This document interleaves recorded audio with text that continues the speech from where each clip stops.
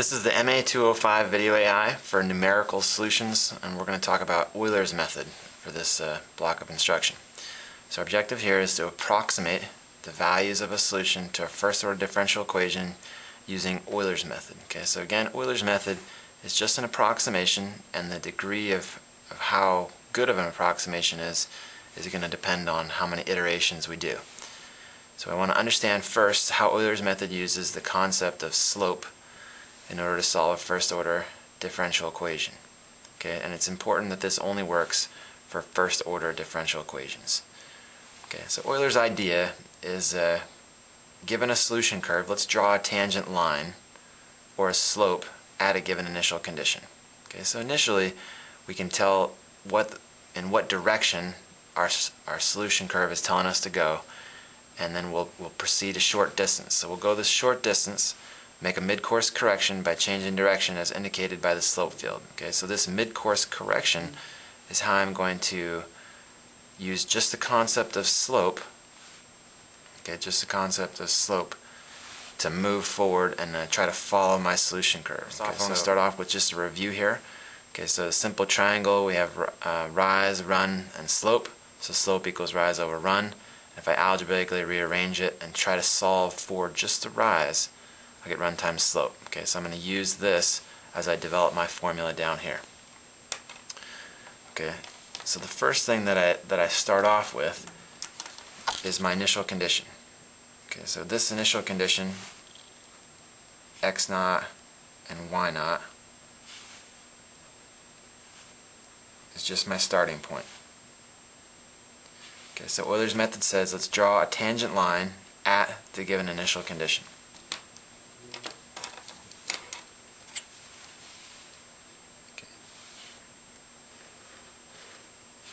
Okay, so here's my tangent line. And this tangent line, if I complete this, I can draw my triangle, which is exactly what I have over here. Okay, where this represents h, and h is going to be my step size. Okay, so if this x-axis represents, say, time, then I've taken one step forward in time. Okay, based on the current slope. So I know the slope of my differential equation is telling me to go in this direction. So the further I travel in time, the further I'm getting away from my actual solution. And that depends on how large my step was. Okay, so this is slope, and now what I want to try to find here is the rise. And a rise was the run times the slope. So this time it's going to be h times the slope at x naught and y naught. Okay, and this represents my rise. So now I have new grid coordinates. This new grid coordinate is going to be, this is x sub 1, and this is y sub 1, or this point is x sub 1, y sub 1. Okay, so now I've proceeded a short distance. I'm going to make a mid-course correction, changing direction as indicated by the slope field. So as I put this point, x1 and y1, into my slope, it's going to tell me to proceed in this direction. Okay, again, I'm changing directions. My slope has gotten much steeper.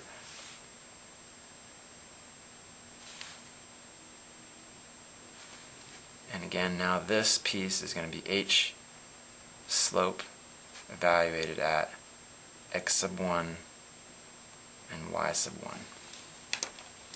And this gives me a new grid coordinate, x sub 2, y sub 2.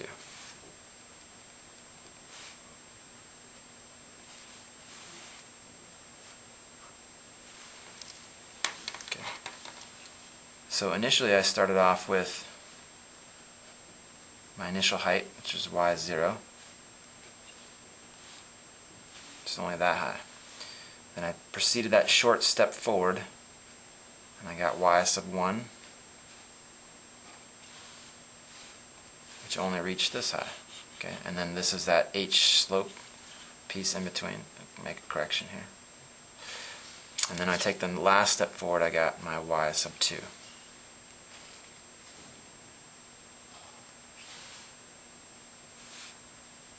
Okay, so this is what I'm trying to find. Y naught, Y1, Y2. So if I were to write out formulas for these, I start off with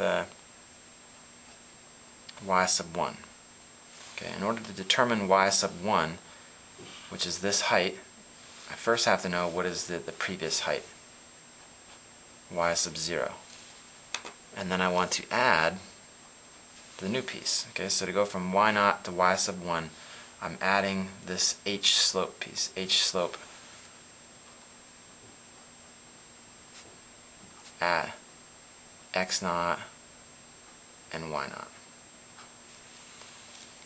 Okay, and now to find Y sub 2, okay, so Y sub 2 is this previous height, Y sub 1, which is where my starting point is. And again, I'm adding this H slope at x1, y1.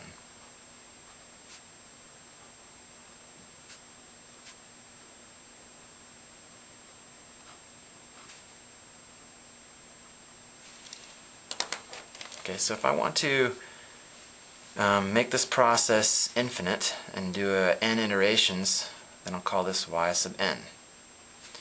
Okay, so this was 1, this is a 0, this is a 2, this is a 1. So formula-wise, this is going to be n minus 1. Okay, in each one of these cases, the h stayed the same. Okay, so h represents my step size. That's that distance that I'm proceeding forward. And my slope is going to be evaluated at, here this was 0, and this was 1, this is 1, and this is 2. So this is x sub n minus 1, comma, y n minus 1. Okay, it's the slope evaluated at these given points. And this is Euler's formula. Okay, now I'm going to apply Euler's method to an example problem. So I'm given a small island.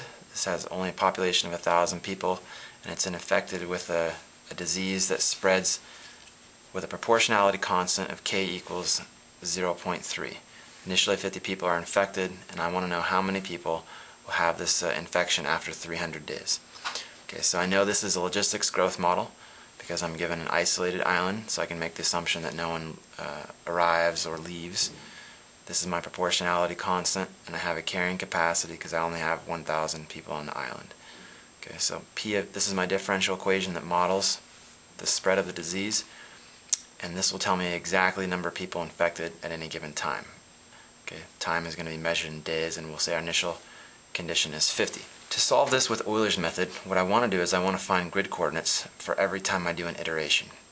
Okay, so I'm going to start off with before I iterate, I have x naught, which represents time, times 0, and y naught is going to be 50.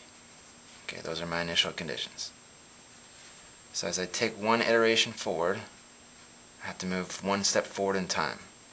In this case, I want my step size to be 75. So the problem's asking me to use a large step size and then again a smaller one. So I'm going to move forward 75 days. So on my plot, this is my initial condition, x naught and y naught at time equals 0. So what I'm trying to find is what's happening at time 75. So I've moved forward one step. So by my formula, I'm trying to determine what is y1. Well, y1 has to be, this is a correction, n minus 1. This has to be n minus 1, or y sub 0, plus h, the slope evaluated at x naught and y naught. Okay, so the slope is just what is the differential equation evaluated at that point. So y sub 1 is going to be the initial population of 50 plus my step size 75 times my differential equation 0.03 evaluated at these initial values, in which case that's a population of 50 times 1 minus 50 over 1,000. And this gives me 156.9. So in my picture here, I want to have 156 people which is approximately right there. Say that's 156, and I've proceeded that short distance similar to my formula. Okay, so this is now x sub 1 and y sub 1. So to find my next iteration, I take another step forward. So now I'm at 150 days, and I'm trying to determine y sub 2. So y sub 2, by the formula, has to be using y sub 1. Y sub 1 I already know here is 156.9. Plus the same step size, 75, times my differential equation evaluated at that new height, 156.9.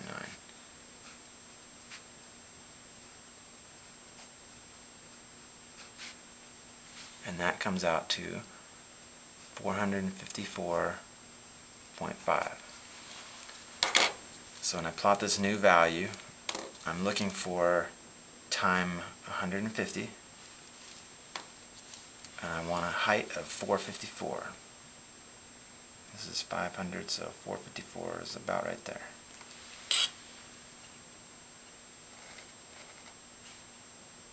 Okay, this is now x sub 2 and y sub 2. So I complete another iteration. Now x sub 3 will be 225, and y sub 3 will use the previous height, y sub 2, 454.5, plus 75 times the differential equation, and that gives me 1012.3. So as I move forward on my timeline to 225, I need to have a population of 1012, which is slightly above my solution curve.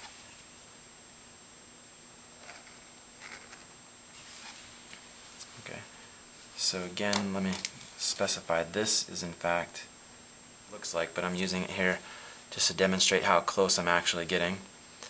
Okay, and now I have a problem here. I've gone over my carrying capacity. I don't have 1,012 people on my island. I only have 1,000. And the only reason why I'm going over that carrying capacity is because I'm taking these large steps of 75 days. So as I move forward and take my next step at 300 days, which is the time that I'm interested in, I want to know the population at time 300. So now I want to find y sub 4. Okay. And when my population exceeds my carrying capacity, this term will result in a negative value, which will result in a negative slope, and that brings me back into check at 984.3. So when I plot that value at 300, I'll get a value approximately right there.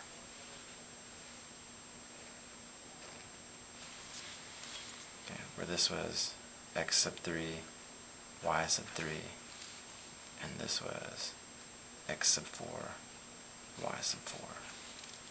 Okay, so my answer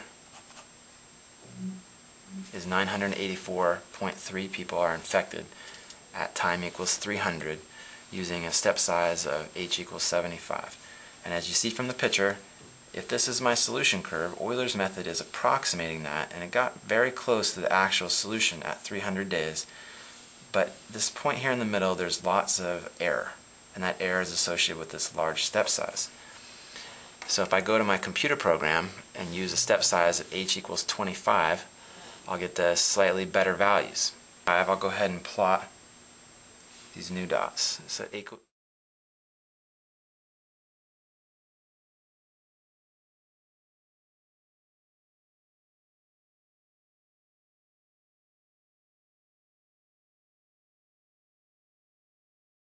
these, when the step size decreased, so I took more mid-course corrections, my solution got closer and closer to the actual solution curve.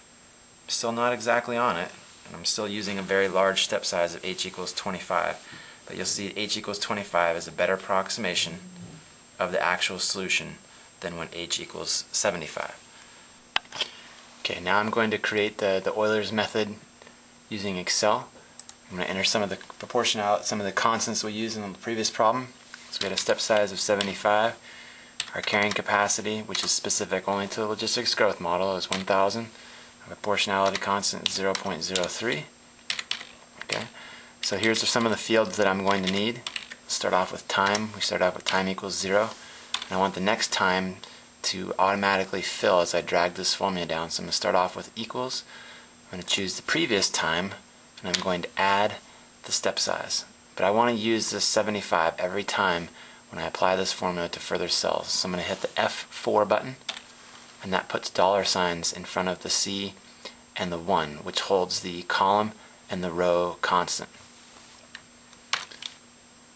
Okay, so now once I want to apply this formula to the cells below, so I've changed this from the white crosshairs to the lower right corner where it changes into thin black crosshairs, and drag this down. Okay, I only need to go out to time equals 300. The next thing I'm going to do is program the differential equation, dp/dt, which in this case I'll start out with the equals, and it was my proportionality constant, 0.03, and I'll hit the F4 button because I want to use that every time in further formulas.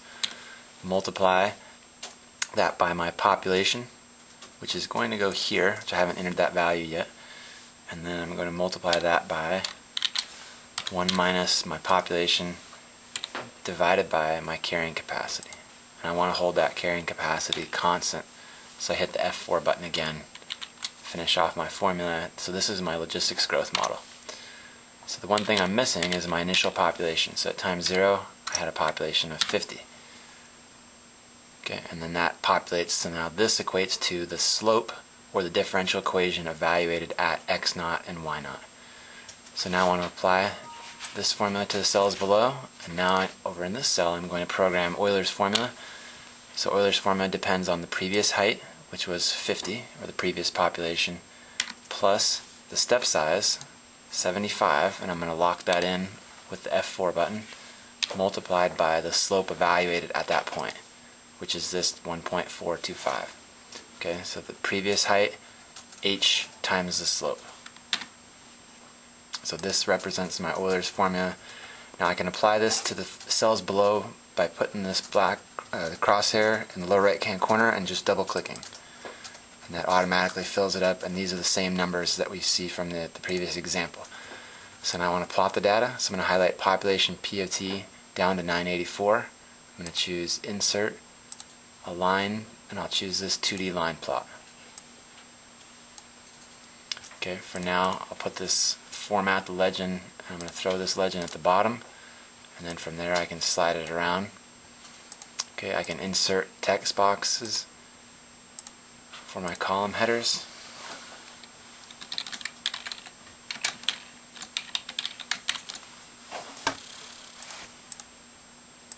And then resize it and place it wherever I like. Okay, I can copy and paste and change this.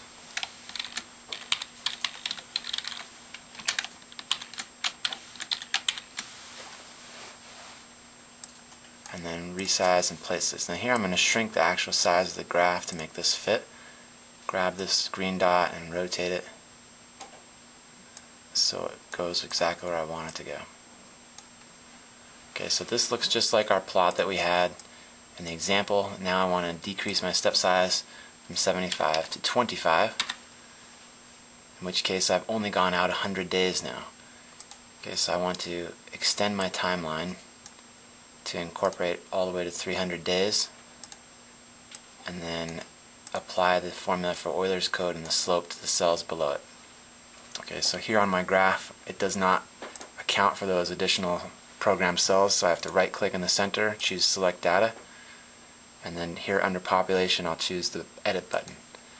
Okay, and then in this lower one, the series values, which defines my range, the range here is in the dashed lines. I want to extend that down to row 18. So manually I can come up here to this last value and change this last number to 18. Okay, and now I want to do the same thing for time. Right now I don't have anything highlighted for time, so I want to choose these values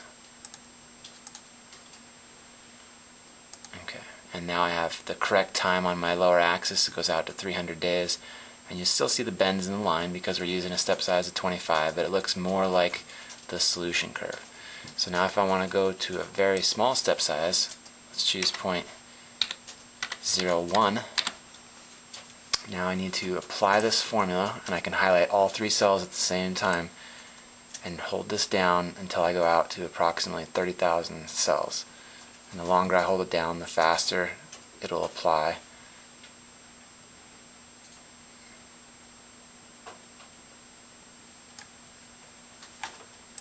Okay, so now I've applied it to well past 30,000 cells, in which case I want to find where does that 300 days occur. Okay, my 300 days occurs right here. So at 300 days the population should be 997.7 or 0.66175. So now I lost my header, so I can change that by doing freeze pane. So what I'm going to do is I'm going to click this row 17, which is just below my graph, and at the top I'm going to choose View, and I'm going to select the first option for freeze panes. So now from here I can scroll down, find that 300 again. Okay, again I'm looking under the time column.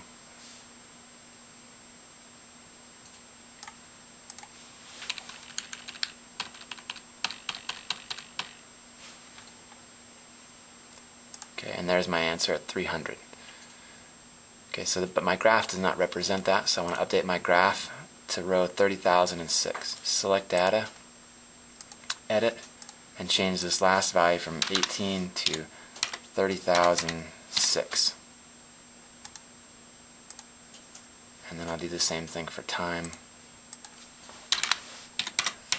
30,006. Okay, and now you see this looks exactly like the solution curve, but we want to fix this x-axis. It's too cluttered, so I can do Format Axis by choosing that.